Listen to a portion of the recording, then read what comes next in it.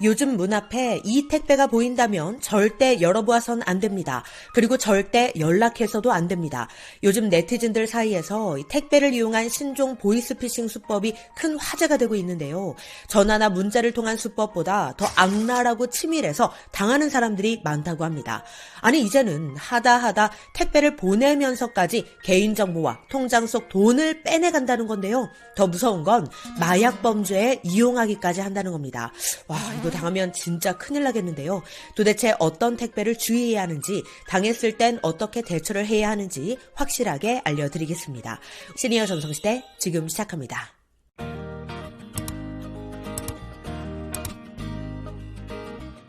안녕하세요. 시니어를 위한 꼭 필요한 정보 시니어 전성시대입니다. 오늘 정보 말씀드리기 전에 한 가지 당부 말씀부터 드리고 시작하겠습니다. 오늘 정보는 많은 분들이 알고 계셔야 함께 예방하고 대비할 수 있는 것이니만큼 오늘 영상 주변 분들께 많은 공유 부탁드리겠습니다. 많은 분들이 알고 계셔야 절대 당하지 않을 수 있습니다. 자, 그럼 도대체 택배에 무슨 일이 벌어지고 있는 건지 지금부터 살펴보도록 하겠습니다. 많은 분들이 하루 일과 중 가장 기분 좋은 순간으로 꼽는 때가 바로 이 택배를 받는 순간이 아닐까 싶은데요. 택배가 오는 초인종 소리는 많은 사람들을 참 기분 좋게 하죠. 그런데 요즘엔 이 택배도 경계를 해야 하는 세상이 됐는데요. 이게 어떻게 된 일일까요? 얼마 전 한 온라인 커뮤니티에 올라온 A씨의 실제 사례를 통해 알려드리겠습니다. 그날도 어김없이 택배 도착 초인종 소리가 울렸는데요. 그러나 A씨는 이 택배가 반갑지 않았다고 합니다. 왜냐? A씨가 시킨 택배가 아니었기 때문이죠.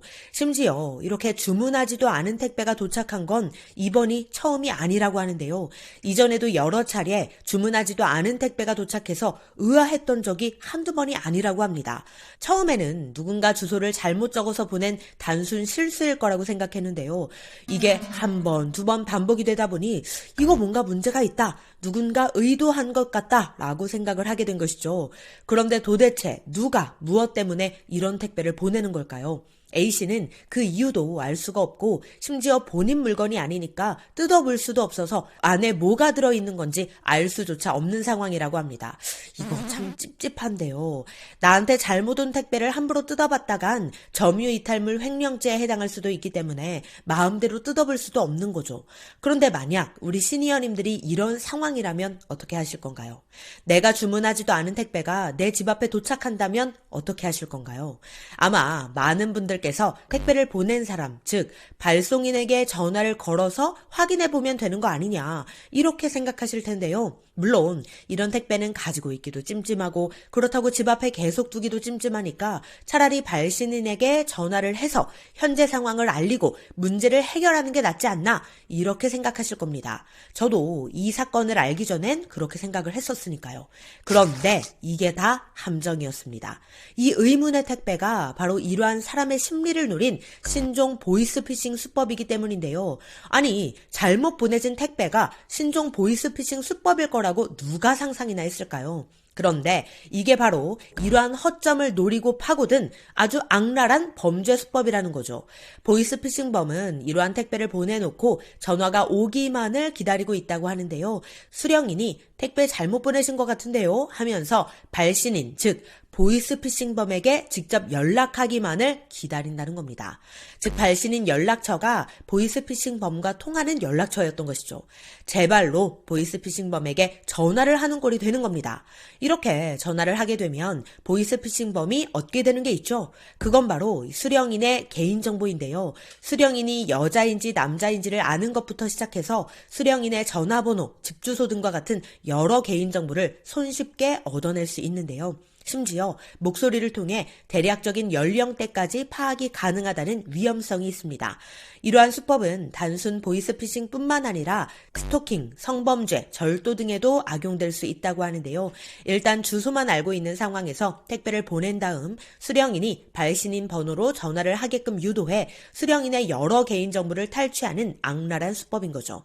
그런데 이러한 택배가 비단 개인정보 탈취만을 위한 목적으로만 쓰이지 않는다고 합니다. 더 위험하고 무서운 범죄로도 악용된다고 하는데요. 그건 바로 마약 범죄입니다. 이 수법은 마약 범죄에 종종 이용되는 방식인데요. 자신의 범행을 감추기 위해 일부러 엉뚱한 사람에게 택배를 보내는 겁니다. 즉, 자신이 마약을 직접 받지 않고 자신과 관련 없는 아예 엉뚱한 사람에게 마약이 배달되게끔 하는 거죠. 그 다음 택배가 잘못 왔다는 연락을 받으면 그때 찾으러 가는 방식이라고 하는데요. 이러한 수법을 사용하면 마약범의 주소지는 전혀 노출시키지 않으면서 물건을 받을 수 있으니까 범행을 숨기기 쉬운 방법으로 이용하기도 한다는 겁니다. 그래서 마약 등 거래가 금지된 품목을 전달하는 방식으로 택배를 이용한 이런 수법이 이용된다고 하는데요.